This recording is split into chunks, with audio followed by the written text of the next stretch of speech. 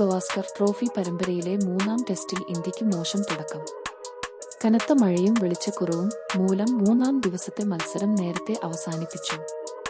ഗാബയിൽ ഓസ്ട്രേലിയയുടെ ഒന്നാം ഇന്നിംഗ്സ് 445 റൺസിൽ അവസാനിച്ചിരുന്നു. 28 ഓവറിൽ 76 റൺസ് വഴങ്ങി 6 വിക്കറ്റെടുത്ത ജസ്പ്രീത് ബുംറയാണ് കങ്കാരുപടയ്ക്ക് അല്പമെങ്കിലും ഭീഷണി ഉയർത്തിയത്. Travis head 152, Steven Smith 101, Alex Carey 70 എന്നിവരുടെ ഇന്നിംഗ്സുകളാണ് ഓസീസിന് കൂറ്റൻ ഒന്നാം ഇന്നിംഗ്സ് സ്കോർ സമ്മാനിച്ചത്. ഇന്ത്യക്കായി സിറാജ് 2 വിക്കറ്റും വീഴ്ത്തി. മറുപടി ബാറ്റിംഗ് ആരംഭിച്ച ഇന്ത്യ 17 ഓവറിൽ 51-4 എന്ന നിലയിൽ വലിയ തകർച്ച നേരിടുകയാണ്.